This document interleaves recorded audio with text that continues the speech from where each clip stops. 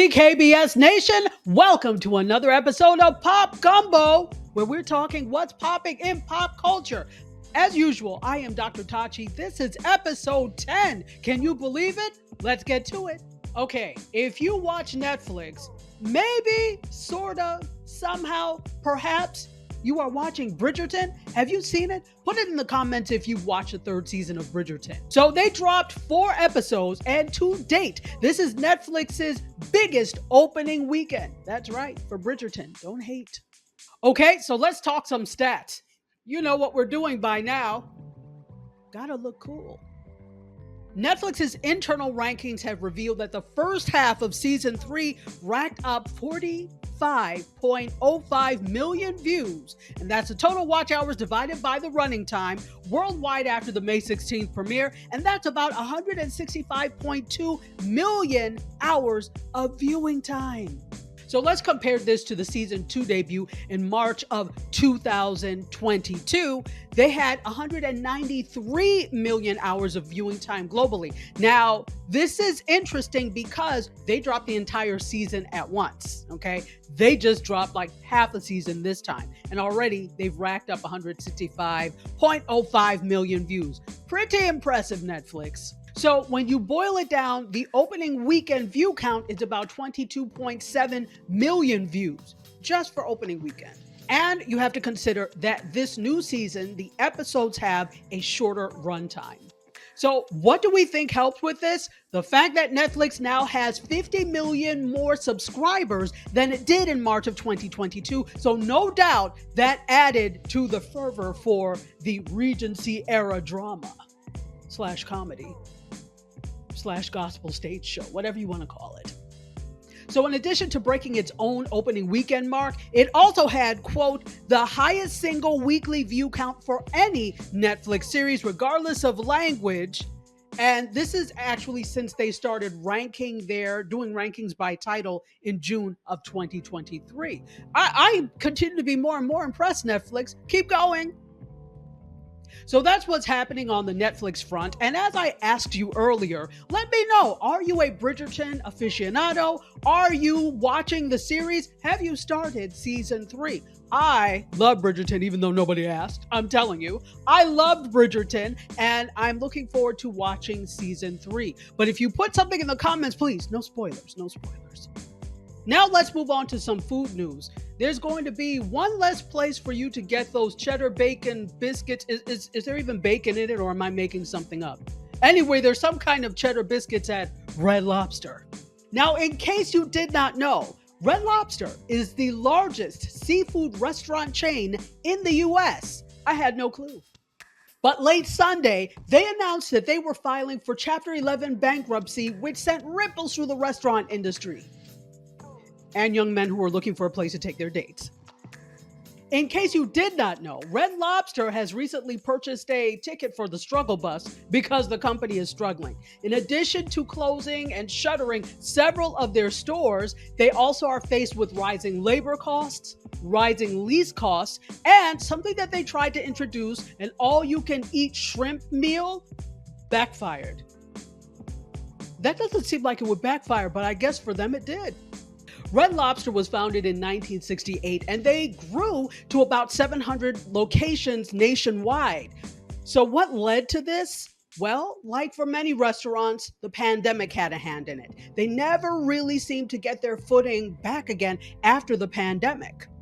In fact, in the last quarter of 2023, they recorded a loss of $12.5 million.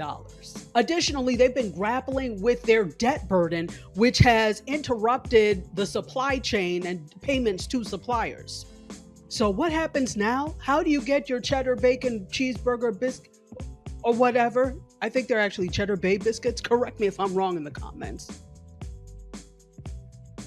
Yes, I've looked it up. It is officially Cheddar Bay biscuits. My apologies. What they've done to rectify this situation is sell Red Lobster to a completely new company that is run by its creditors. This company has given them $100 million to try and rectify this situation. The new company's CEO is run by Jonathan Tybus and says this restructuring is the best path forward for Red Lobster. It allows us to address several financial and operational challenges and emerge stronger and refocused on our growth. More Cheddar Bay biscuits. I'm going to be saying that throughout this piece. So what does the future hold for Red Lobster? Well, we're not too sure. I'd love to know from you what you think about this. Do you think that Red Lobster can come out of this with flying colors, particularly red? Do you think that there is enough of an audience for Red Lobster that this won't be a problem? Also, are you going to take your date to Red Lobster? That's the most important thing in this whole story. Let me know below. And finally, for those of you who grew up on Chuck E. Cheese, there's a change a-coming. If you've ever been to a Chuck E. Cheese, you will know there is an animatronic band consisting of Chuck E. Cheese and some of the characters called the Munch's Make Believe Band. I never knew their name. Anyway, Munch's Make Believe Band has been a staple in most Chuck E. Cheeses, but many of these Chuck E. Cheese outlets are making a change to something a little more modern, I guess. So in a major overhaul, the restaurant and entertainment chain has announced that they are slowly phasing out this animatronic band for a more tech-driven experience. These moving characters have been a staple at Chuck E. Cheese since it was founded in 1977 by Nolan Bushnell, or co-founded, I should say, by Nolan Bushnell. Fun fact, he was also the co-founder of Atari. Now, I bet you didn't know that this band was initially intended to keep parents entertained while the children were playing video games. Space Invaders, Frogger, Pong, name your favorite old school video game of choice. Now, even though many of us will be sad that these animatronic features are going to be gone because of nostalgia, the chain feels that it is necessary to upgrade to something more technologically savvy for its future direction. The company believes that the change is necessary to keep up with the high-tech entertainment that kids generally have at home.